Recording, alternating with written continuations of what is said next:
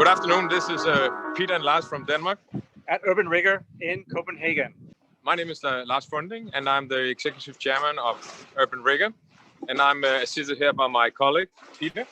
Peter Mayntzhusen, CEO of Urban Rigger, and has been part of the project since 2017. We are based in Copenhagen, where we have been working with actually creating affordable housing, particularly for students. And we are here in our little community in a former shipyard called B&W that used to be producing ships for around the world. So what Urban Rigger can do is actually take advantage of available space which used to be industrial area, because our structures are floating and we can move them in anywhere where there's water access. So at the moment right now we're in front of 6 urban riggers that are placed here with 12 apartments on each rigger. So we have 72 apartments located in the very center of Copenhagen. The project was, the idea was actually founded in 2013, and the first prototype was delivered and it's still active, and we have 12 apartments in that rigger, and it was actually in operation since 2018. The other 5 riggers that we have now, they have been in operation since 1st of January, and they are all fully rented out for students. So in total, we have more than 90 people living here at the moment. Is this the only project so far for Urban Rigger, or are there other types of developments like this around the country? This is the first, active projects we have. We have the next phase for us is actually we are going into the scale up. So we have multiple conversations with big cities around the world that also have a scarcity of affordable housing. But we are yet to close our first deal. But we have a lot of meetings going on at the moment, and we also work very closely with a lot of partners around the world, particularly also the Foreign Ministry of Denmark. We have a lot of projects going from the States to Asia, to Europe, and then also working with the ideas of taking these areas into consideration for urban riggers. So our project pipeline is quite large right now, but we're still working on the first sales. I can tell you that the whole design comes from us, and that means that we have the engineering part also involved in-house. So all the concrete design, reinforcement, the containers, the fixing of the containers and everything, we develop ourselves here at Urban Rigger. We have our architects who design the living space and the design of the way we work with it. And we produce this through contractors usually. The containers are produced in China and then exported to the country of location. And the concrete we try to produce as local as possible and as close as the transport can make it. And then we have the assembly side, which is the important thing, is to bring the assembly to the location. So you have also the in-house learning for the commissioning of the urban riggers. We would come with the design on how to do the assembly part and describe it, because it's trying to be forward about how to do these things. And I think when you come to another country, you need to follow the restrictions of the authorities and everything. And I think local people are more aware of this than we are. But we come with a whole design concept, and we can do it on site. And usually we'd have the managing team, 1 or 2 persons who would be able to support this. The project that we're looking at today is one of these 12-unit urban riggers, right? That is correct. Right here, if we look here, you have the container structures here. You have on the top, you have the double containers, and on the bottom over here, you have the single containers. And when I talk about single containers and double containers, it's a general 45 pallet wide HICo container that we're using. And now we've designed them so we can weld them together and then place them on top where you get 3 apartments, or on the bottom you only have 1 apartment. Try moving in. Okay, yeah, perfect. So now we walk in. As you can see, we also have a lot of security. So there's a door, and everything has been well established. So at the moment right now we're on board the Urban Rigger, and we're in the courtyard, the main access area, where you come from land onto the rigger. And then you have access to our galleries, where you have 9 apartments above.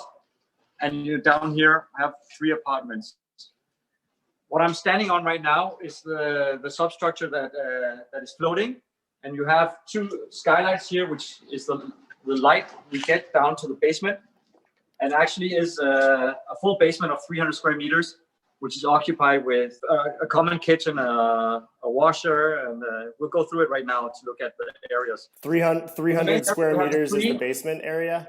So Yes. so 3,000, about 3,100 square feet. We'll take a walk upstairs so we can see it from outside. So right now we're standing on the first floor, and we try to look at all the apartments you have. You have 3 apartments on one side, 3 apartments, and so on in a triangular shape.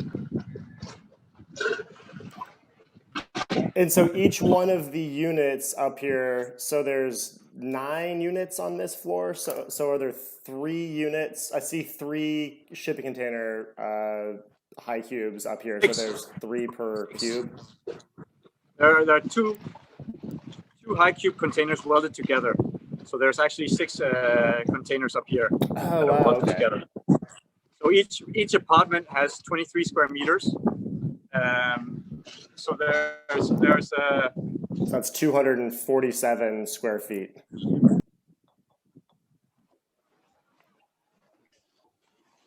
You have the nautical theme with the circular windows and the submarine look. Exactly. So right now I'm standing on the roof terrace, which everyone has access to here on the Urban Riggers. And as you can see in the background, all the other Urban Riggers there. We even have a pirate ship out there. It's like sort of at the dead end of a dock, right? So there's no ships that pass by you here. It's pretty much a no-wake zone. I'm going to turn around. I'm going to turn around right now to show you, and it's going to be a bit hard because of the lighting. But right out here is the whole access to Copenhagen, the harbor area. So all the ships are passing through here, and you can even see the naval base located over in this area, which is over here, and the other houseboats that you have on this side. So if a big Navy ship sails by and gives off some wake, is that felt at the community, or how does like a big right now it's quite windy. Right now it's quite windy, and you do have waves, but you have to remember the weight of the Urban Rigger is approximately 650 tons. So it's a heavy unit lying in the water or floating in the water, and the only thing that you can feel movement is slightly movement where your lamps are moving, but you can't feel it in the same way. Not at all like being at sea. You won't feel that. We have experience with one person who got seasick, only one person out of a couple of hundred, right? But you know, some people are suffering from extreme seasickness. You know, they get seasick just by actually seeing a ship. But we have not had any complaints about the riggers moving too much. At some point, you just don't realize it anymore. The only time you realize is when you look at the lamp and it's going like this. But that's it. Does it change in movement if it is actually a stormy day, or is it just sort of a constant, very, very slow motion? It depends. It depends a lot from where the wind comes from. So this is 3 stories. 1 story is partially submerged. Is that right? So it's 3 stories, 3 shipping containers tall. Yeah. Or I guess the first floor that's sort of partially submerged is not a shipping container. It's some other type of hole. We call it ground level. We call the entrance ground level, which is the courtyard. And then you have the galleries where the 9 apartments are. We call that the first floor. And right now I'm on the roof floor, which is the second floor. And then you have the hall, which is underneath the wall. I'd like to point out that we have the solar cells, which are on one complete roof of the double containers. And then we look over here, we have the green roofs, which is just a part of bringing the exterior on board the riggers with the green sedum plants over here. So the energy we get from the sun, like today, is excellent. We get the energy consumption down in our heat pumps, which is part of the development that we have, where we use the seawater to generate heat for water and for heating up the apartments in the Urban Riggers. So we have nothing else that we get supplied from outside, but we do have our own generating heat on board the riggers. Is that similar to how a ship works, or I guess what was that inspired by? That was inspired from taking the heat from land with pipes that you dig into the land and generating heat from that energy that you get from the land. And that same principle we've used on the riggers by using the seawater, because we know 2.5 meters under the water, the temperature is constant. And we can actually use these heat pumps to transfer it to cooling. which is one of the developments we're trying to look into, especially when we have such large window surfaces. And you can imagine over here, looking down here, you can see the large window surface they have with the exterior down to the sea. The reflection that you get from the sea is also very hot. So we need to look into this development that we decided to use our heat pumps for. And is the siding of the shipping container coated with something to reflect the heat more? We're working with a high development of windows, which is a general thing you have in Denmark, which is 3 layers of glass, which has an insulation and an U value and a requirement that we need to do to keep the cooling outside. Our biggest problem is not the problem you have in Denmark is that the temperature changes very fast, and you have a different climate in different times of the years. So you need to have a very insulated container with the glass and the doors and everything to secure that you do not waste energy when you're heating up the apartments.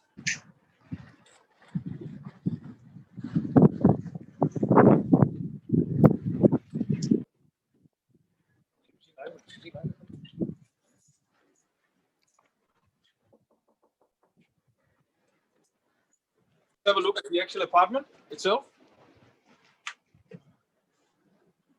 So we have a resident living here, and the idea that we have, it's a very flexible layout because you put in any kind of furniture you would like into this place.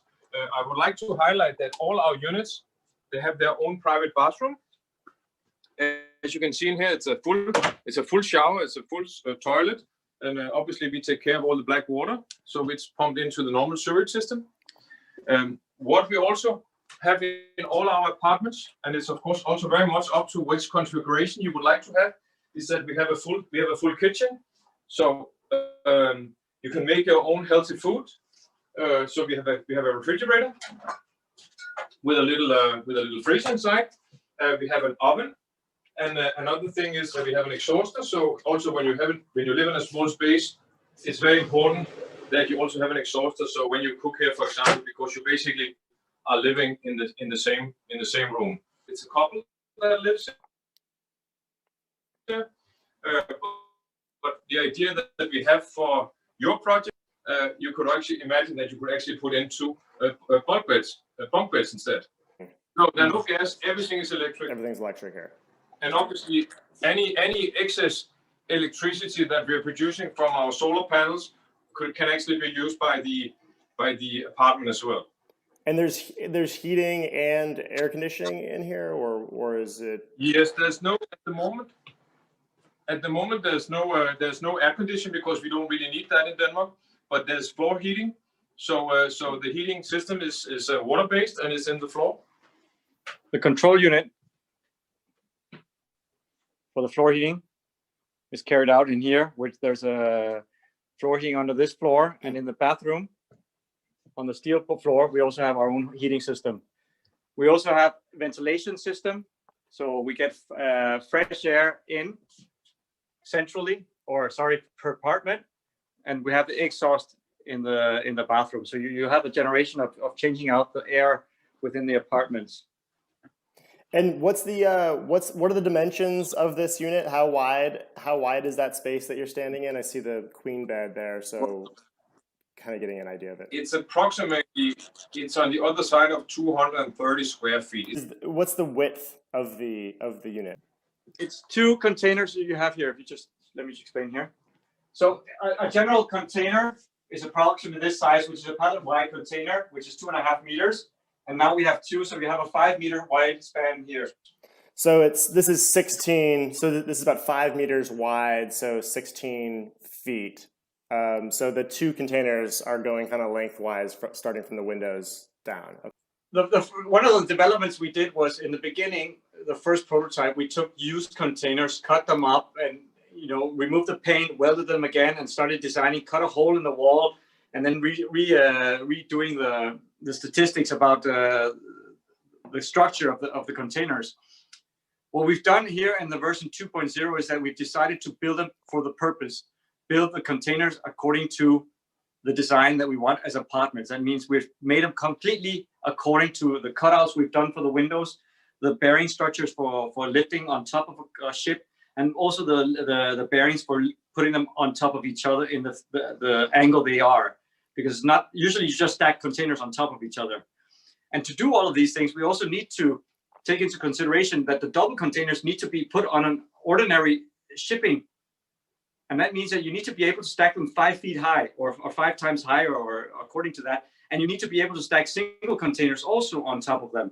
So the whole design issue is according to this. And then you need to go into the general CSR testing of containers. They need to be built so they can be put through customs and everything. The materials for the finishes and everything, so that's wood floors or what? Can you speak a little more about just the materials?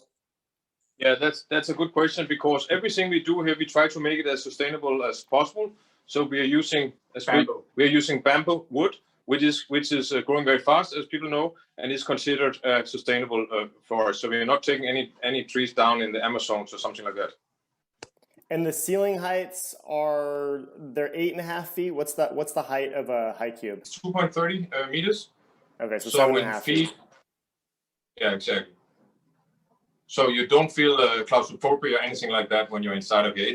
It's what a normal apartment height used to be in Denmark. Now it is actually, according to the building regulation, it's actually just a little. It's not even a feet high in the building regulation. So we have gotten an exemption from the Danish building regulation in order to build it 2.3 meter high. But it's high enough. You don't feel claustrophobia or anything like this. And how customizable are the finishes and the layout? Obviously, the middle unit's going to be different because you're going to have the windows at the end. But is each end unit the same layout, or is there a mix of other? I mean, this is students, so there's not probably anything else besides studio apartments, right? In order to bring the cost down, we have made more or less all apartments, they look exactly the same. So for example, the size of the kitchen, the size of the bathroom, it's exactly the same across all the units that we have. But obviously we are able to tailor them according to the needs of the next buyer.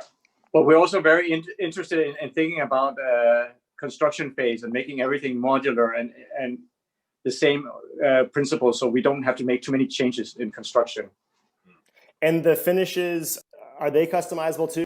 Well, it all depends on what you want to do with it, because in general, we're trying to keep the materials as simple as possible. So gypsum walls, where we have the white walls, and then you have the bamboo to make the contrast of what you have the living area. Also using the same materials on the kitchen. So we have the bamboo walls going through to the kitchen also. And the bamboo floor is also to make a durable floor. So in general, materials that we think we can get more access all over the world, or we can get access to. I mean, it looks very, very high quality and brings a very nice, like light airiness to the whole space. I can just demonstrate the windows. So you can see here that one of the beautiful things that we have in this is that you actually feel very close to the nature, because we believe that you can have actually pretty. One of the side effects of living on urban rig is that you feel very close to the nature, and we believe that it's good for people's mental health to actually be very close to water. I mean, you can hear the water when you're outside. So obviously, all our residents are really, really enjoying that. Does that come with a diving board out the window there? Yeah, no. You could have I can mention one of the things that is we've noticed is that we have barriers in front of these windows, as you can see here, exactly for the safety. And what we experience is that the tenants remove them. And they jump into the sea, because the water in the harbor of Copenhagen is so clean that you can actually you can swim in it. You can go swim in it, and but you're not allowed to remove this cover, but they still do that, of course. And definitely, it's something you need to remember, that you need the barriers and everything like that. So it is part of our design. Next time they won't be able to remove them. From scalability point of view, because we can produce them basically anywhere where they produce containers. Right. But of course we don't put walls on in order to then remove them again, for example. Yeah. So I guess just to reiterate that, so these are not even single use, and they've never been used as shipping containers. But they're built in the same factory in China that builds the shipping container. Exactly. Correct. Got it. The know-how is there. And the next thing is we built also the containers from cotton steel, which is a very high quality steel that protects itself when it gets rusted and so on. and then we do a painting with a HICo water-based paint. So in general, if you look at the maintenance of the containers, we're looking at 60 years because they're not being handled and pushed into other containers. They're just standing there. So the lifespan of the containers is quite high right now. And we have to remember we're at sea, so you have an aggressive salt life. But again, cotton steel with the HICo covering, it's 60 years. 60 years, wow. You have to consider that your maintenance, you need to have your maintenance in all time. So you just need to go repaint. The advantage on this is the cotton steel that we have. You know, it doesn't get worse. It'll always last. We say 60 years because we cannot prove anyone that has used them more than 60 years, but it's not to compare to a normal container where the lifespan is usually 17, 18 years because a container is used around for 4 to 5 round trips per year. But here they are being well maintained, so we are just saying minimum 60 years. And same goes with the hull, which is made out of very, very strong concrete. And on the hull, we give 100 years guarantee on the durability of the hull itself. So I just want to show you all the classifications that we require for the containers. The numbers that are equipped here, how much it can withstand, the containers, and then the final agreement that gives us a possibility to transport them by sea. Okay, I think we want to move down now to the common area. So because that's also a very, very important part of our concept here, because it's just a matter of making a nice apartment for our residents. It's also actually part of our goal is actually to create a community where you're not just living by yourself, but you actually have a chance of interacting with other people in the hull, in the container. So please follow me. What is very popular in Denmark is actually to swim all year round, even though the water gets very cold. But you have to remember we are Vikings, so we have a direct access to the water. And you can actually see how clear the water is. And on the side of the concrete, you have mussels growing. So we actually bring life aboard the concrete. If you look here, we're looking at the neighbor island, and if you look at the steps down to the water, you'll see a manifold where we actually have the possibility of connecting another urban rigger to this one and using the pipes to support with sewage, to support with water and electricity. So you can actually supply 4 more riggers from one land connection to the others out at sea. We are going down into the hall now, and the first room we would like to show you is that we have a wash room with a washing machine and a dryer. We have an extra toilet down here, so there's a guest toilet. And if you're considering what are we gonna do with all the sewage and the black water, maybe you can. So in general, to handle our wastewater system, they come down through the shafts and down a normal 110 pipe. The black water comes down here and into our Grundfos MDG pumps, which are the pumps that grind and then pump out the wastewater to land. And it's through a 2.5-inch pipe. So we actually use less space on land when we come out on land because there's complete pressure on this. Another thing we do have is that in each corner we have a pump, which sucks out the water in case there's a leak.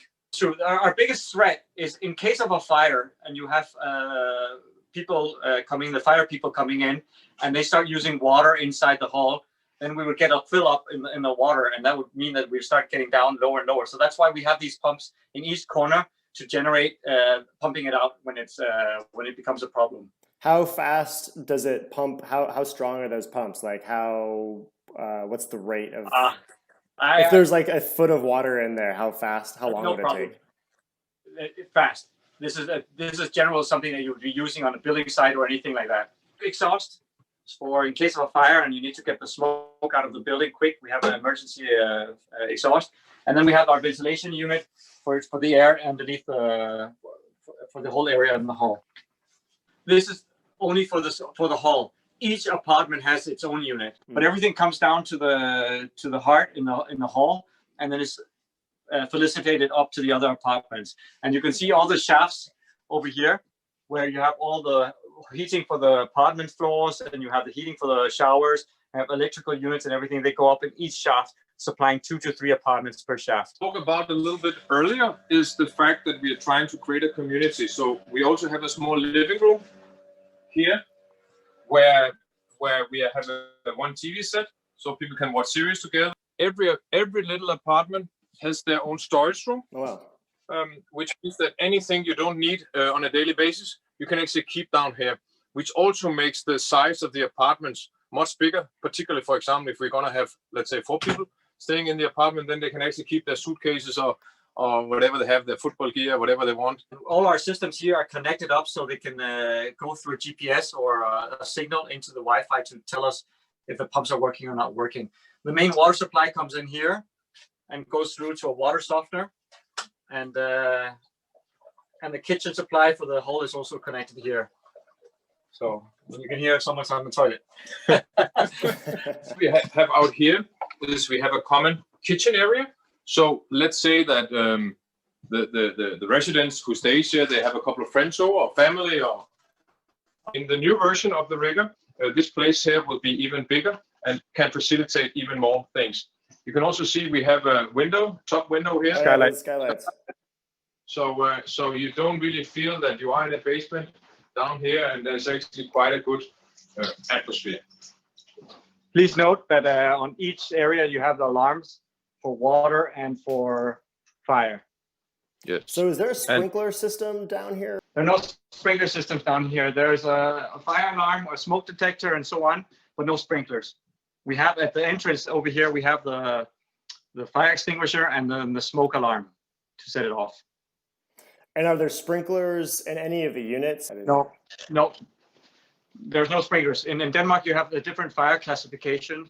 And since people are living on this, you do not require sprinklers. Unless it was a hotel, then you would have to have sprinklers in the rooms. But according to this, the regulations, this is for category 4, which means that people living here know how to escape from their apartments. They know the access areas and so on. We don't have sprinkler in, let's say, private houses. This is considered almost like a private housing, and we don't have sprinklers in those. So right now, I'm going to show you the heart. This is the whole area that we call the space, the living space. What you see right here is the 750 meters of pipes that are embedded in the concrete and have the bream liquid, which is the energy that we use to create the hot water in our, or the energy to get the hot water in our hot water tank. And this is all caused by our very high sophisticated pumps of heat pumps here. Wow. So this all generates everything that we have in the apartments. We go in and we can regulate the daily instruments and everything on how we want the temperature to go. And the good thing is like this is that the tenants cannot choose 50 degrees difference of temperature because the heat pump is always regulated on the exterior temperature. What is the temperature on the north side of the building, and always regulates how much heat they can get into the apartment, or else we would have problems with the flooring. Here we have our main switchboard meter here, where all the apartments are registered. Everything that we generate of power in, the converters from the solar cells, the heat pumps, and everything according to this. How much of the energy does the urban rigger consume versus needing energy from offsite? Well, we have a general figure right now that says we consume approximately 3,500 kilowatts per month per rigger for 12 apartments, and a third of this energy comes from our solar cells. So we approximately are regenerating a third of our energy in the urban riggers with our solar cells. And here's the converter we have from the solar cells and our internet connections. Yeah, so we have a wired connection in each apartment, because obviously today the access to the internet, for example, is very, very important for everyone, and of course we also use that for all our own systems. And so I guess the energy consumption's lower just by design too. So you have a third of the consumption being covered by the solar, but then overall, I don't know what the general use is of an apartment for the energy, but it seems like this is lower just because you're using the seawater to regulate temperature, and you have sort of that reflective film on the side of the 3-layer windows and the reflective film to sort of keep heat out during. Yeah, but you also have the insulation of the apartments.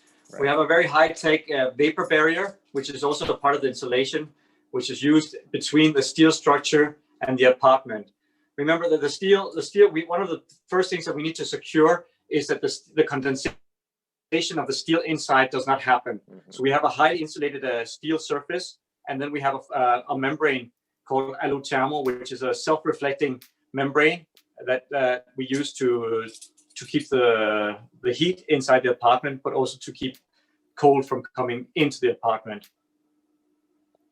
Got it. So in general, you can actually say that when you're standing by the wall in the apartment, you can put your hand up, and in a couple of minutes it will start getting warmer because of the reflective membrane on the other side. Oh wow! It's all the technology that we're trying to advance on and so on. If you look at our connection system here, you can look at the mooring arms that are here that connect to the urban riggers with a crossing. And that is the stabilizing, saying that we can move according to the sea level, approximately 1.52 meters in height difference.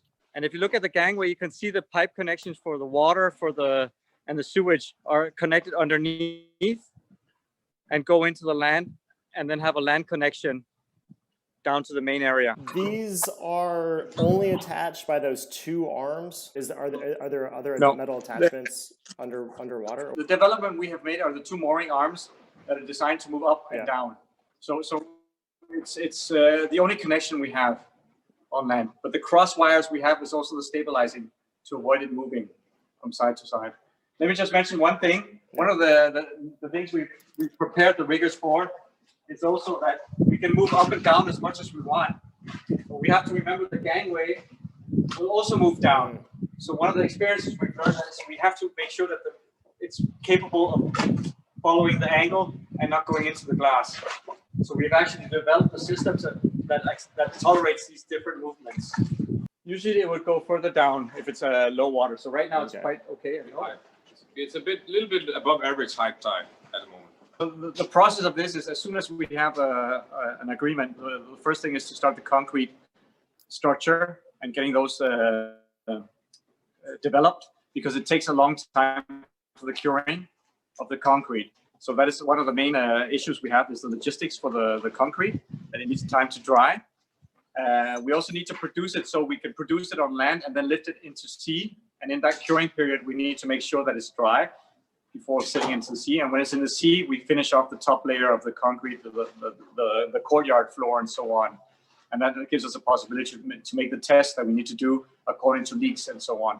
But the process of casting this on land is very important, the process of this, because you need to do it all in one time, from the floor to the walls, the exterior walls. They have to be casted at the same time. How long does that casting process and curing period take? Approximately 1 month. As soon as it starts drying out, you can start putting the insulation, you can start putting the walls up, and then at some point you start putting the wires and the cables and so on. At the same time, we can look at the production of the containers, which you can carry out in China, for example, if that's where we are. The whole steel structure and everything. In this prototype, we developed everything, we built everything in China, except the windows. So we actually exported our cables, our pipes, all the technical stuff we put into the containers in China, and then we brought them back to Denmark and then embedded it here. This process we will not do next time, because it's all about understanding the technical stuff and so on. So we will leave the works to the area we're going to come to the commissioning.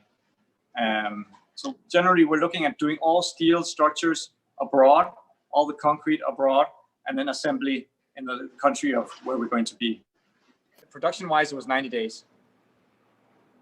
So you could theoretically have one of these. You have it developed, and then how long does it take to anchor it to the side and hook up the utilities on land? When we started the assembly process for all these units, it took us approximately 3 months from when they arrived onto site. Installing Windows connection and everything took 3 months. It takes approximately it depends how far you have to sail with them, but it took approximately, I think it was approximately 2 days to connect them all on land. Oh, wow. Of course, remember during the assembly time, you use the time to prepare the quay side with the anchoring and putting everything on and so on. And so when you sail in, it's quite quick operation. You need a lot of people. You need people on boats, on the boats pushing, and you need people on land, and you need the cranes and so on. So it's a quite intense operation, but it doesn't take longer time than those 2 days for the 5 units.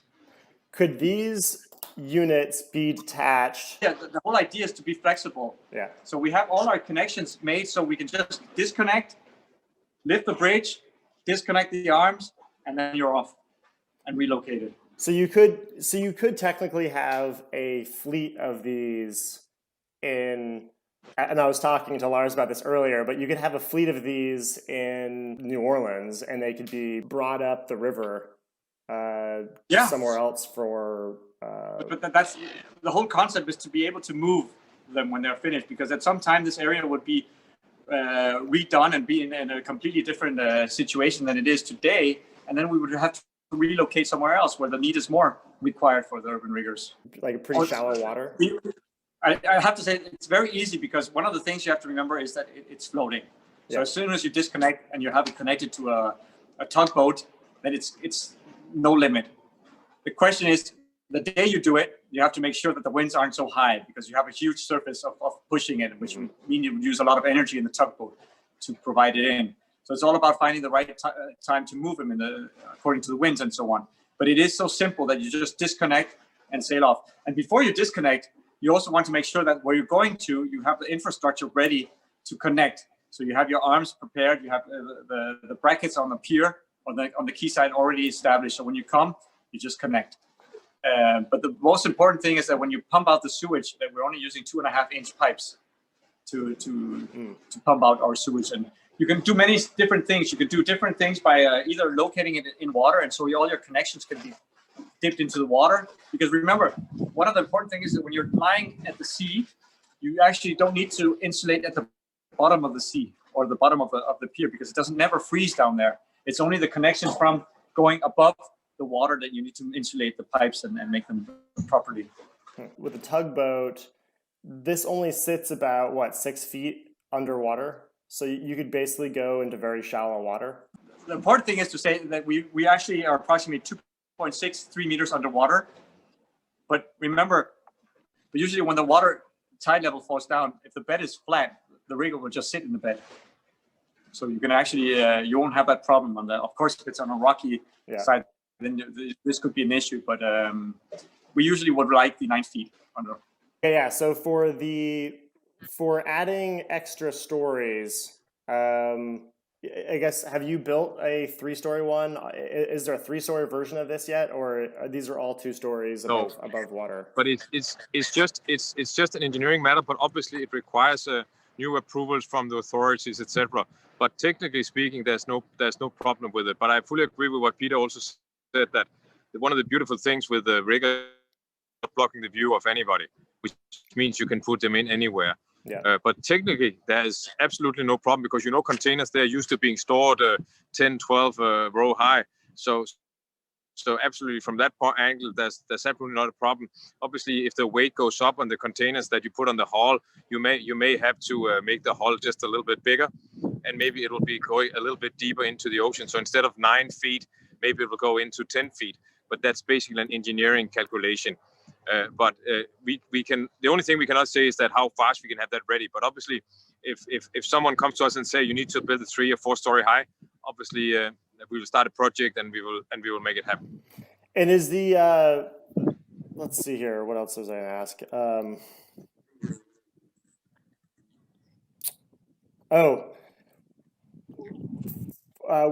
Are there any locations on the water that you would not recommend? Basically, they are perfect for former harbors, so harbor areas, because obviously when you can board a vessel there, you can also board one of the riggers. But obviously, open water is not perfect, because that would create too many waves and too many movements. So right. that wouldn't be convenient. any space where there's docks currently, I assume, is also a place that's acceptable for an urban rigger, or what's that? You can say that would all be good locations, and obviously, particularly in the Western world, we used to produce a lot of ships, a lot of vessels, but we don't produce those vessels anymore, which means that you have a lot of excess dry docks around which are not being used today, and they will not be used in the future. So that's why we are in a dry dock now, for example, what used to be an assembly area for vessels. But so basically, any yacht club in the world can have one of these as their clubhouse. Exactly. We could have that, yeah. Exactly. And it would be very convenient. As far as like warranty and maintenance, can you speak a little bit about that? Sure. We normally in Denmark you give 5 years warranty, but of course this can be down to the negotiation when we come down to a contract to see what is needed. Obviously, the way we have done this, we have agreements with plumbers and with all kind of technical staff that in case we have a problem with a rigger, I can't say that we have had any problem so far, but in case there is some, it's like a normal house, you have a problem with your sink or something like this, well then you call somebody in, an expert in to do it, because this is also one of the beautiful things is that we use standard equipment, which you're using in normal houses, so you don't need to have a higher degree in order to actually fix or maintain our riggers. Is there any additional maintenance considerations just because this is floating? I guess do you need additional expertise around the whole maintenance, or the only maintenance you have are the mooring arms where you need to go in and tighten them now and then. We usually do this twice a year. We tighten the arms, we check out the wires, we grease the connections, the moving parts, and so on like that. And this is a general maintenance that you have on the hull. For the concrete, for the steel, and so on, the main area that we look at is the windows, the glass, the glazing. We need to clean the glazing. We need to make sure that they're removed from all the salt debris, and we do this 4 times a year, where we clean the exterior windows because it's hard for the tenants to get to the exterior parts. But we also do the solar cells, which is also important because you have a lot of HICos and so on, and if there's any falling on the solar cells, it starts losing the capacity. So that we also do twice a year. So the general maintenance is no different than living on a house or living in a building and stuff like that.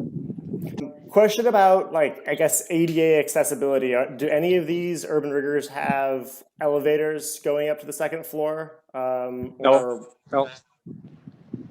Do you have is there like a design possibility to put an elevator system into the middle? Or of course, everything is possible in the design area. It's all about what you require and what you need. So again, you can always talk about handicap access and so on, but it does give you a problem when you work on the sea levels, how it changes from being the normal sea level and then going down from 1.5 to 2 meters in height difference. You're going to have problems with access onto the urban riggers. That all can be solved depending on how you make your gangway system.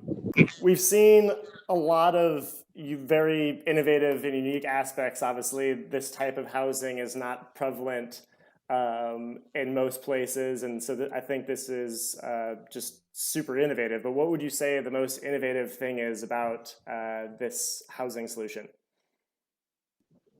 We're flexible. We can move. We're on water. We are not using any land space anymore. No. We can be located anywhere with water and a quayside. So if you look at the major cities you have around the world, New York, Manhattan, Boston, San Francisco, we are just ready to get in. Okay, awesome.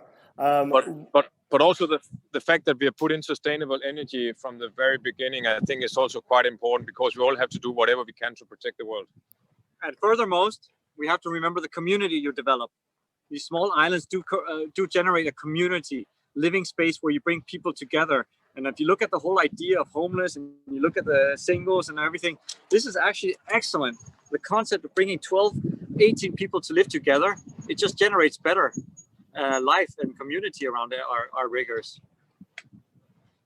Yeah, I love it. It's I love the island community future version, the future iteration of this. What are you working on improving, or what aspect are you most excited about for the next generation of these models? Well, we're going to be looking more at the technology, how we're going to develop the technology in the urban riggers, looking into the battery issue where we don't use lithium batteries, but start using another type of generation of batteries for using our energy in our solar cells. Especially living in Denmark, where you mainly have sun in the daylight time, but you have the energy consumption in the evening. So we're looking very much into this development. We're looking also in the development of the cooling, the more digitalization of meters, measurements, and so on, and starting to make more smart technology in the homes that we're living in. So we're looking very much at keeping the concept and the ideas, but also bringing more livable areas into the urban riggers, but also thinking about how we can develop a better and larger community on the riggers. So we're actually using lots of time with the community we have today on our riggers and learning from our tenants at this moment. But I think also we should share that we have 12 apartments on every rigger now, but our future version will have 18 apartments. So that's also a huge, and we will also have a more flexible design of the apartment. So you could include a bathroom, you could include the toilet, or you could exclude them, or you could have it in some of the apartments. And then of course it also very much depends on how many people you want to live that should live in every apartment. We're using double container on the first floor, and now we will also use double containers on the ground floor and split them up in 3. Okay, got it. That's how we're going to do it. So the design itself will not change a lot. I mean, the hall will be more or less similar, a little bit bigger, and the size of the courtyard will be exactly the same. And of course, all the apartments on the first floor will be exactly the same as what we have today. We're also looking into maybe how we can build a little bit faster, a little bit cheaper, stuff like that. But the general design will not change. Again, we're looking at the idea of being more modular. So if you make all the apartments and the shapes of the containers each the same, it's much quicker fabrication. One of the other things we're looking in is to making modular bathrooms that you can install you can develop in an industry and bring them in and then install them directly into the apartments. So your whole modular unit will be all your technical installations, which would just arrive with everything.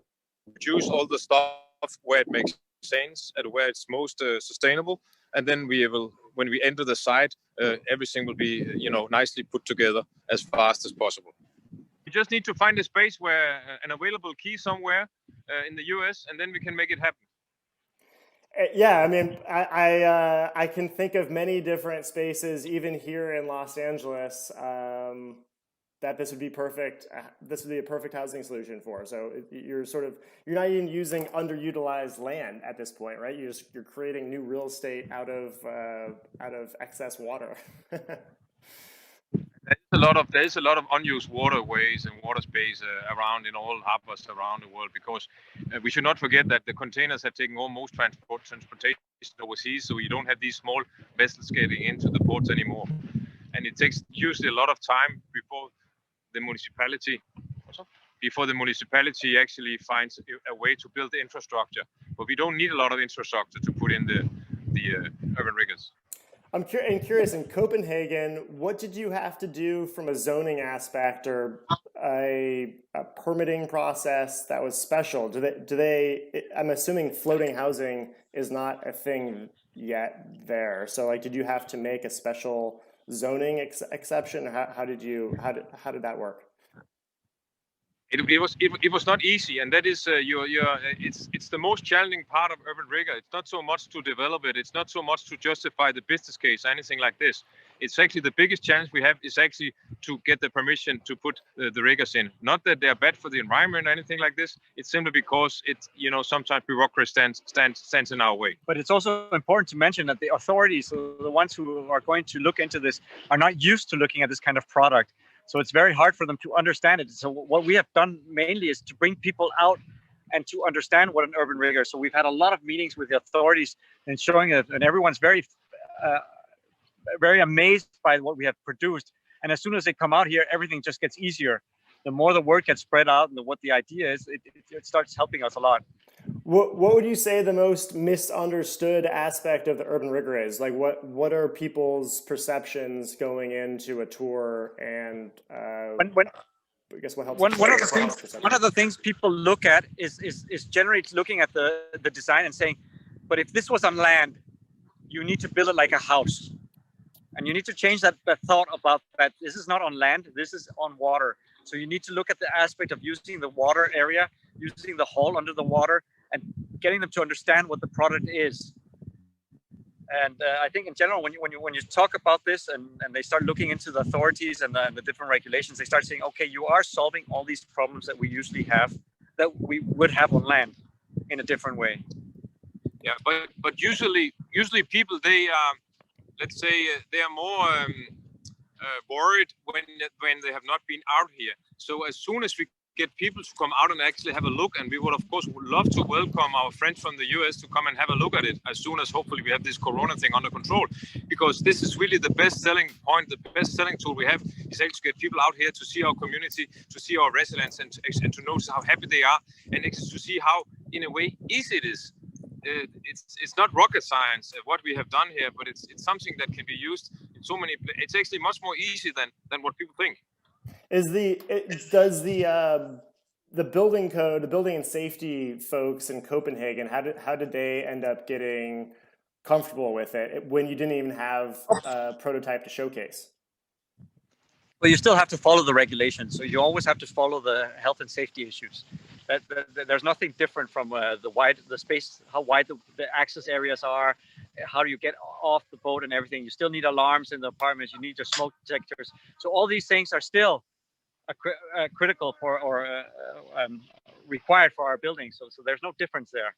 So as soon as you understand this product and you can explain how you do these things and how you solve them, then it's working. And was the first prototype, when it was built with the local authorities kind of looking at the process, how did that pilot phase work? How did they follow along? It did follow very well, because we did have some issues in the first one, which we have solved in the second one, which is mainly the area underneath the water. And to understand what it means to get down underneath the water, the access areas and so on. And one of the points we do have is how many people are you allowed to be on an urban rigger? And the max capacity under the water is 50 persons.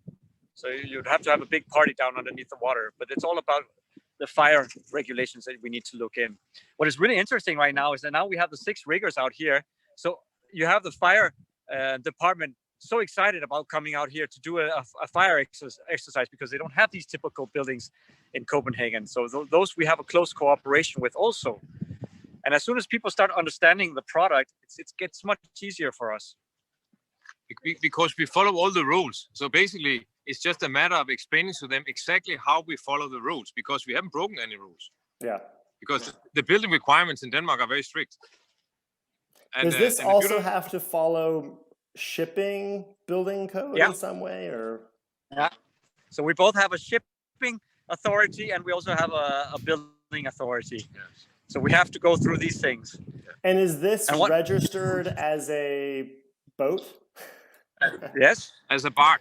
It's registered as a barge. And if you could look at it, we've actually baptized each one with a name, a woman's name or a girl's name, which is a part of the custom that you do on boats. Oh, that's funny.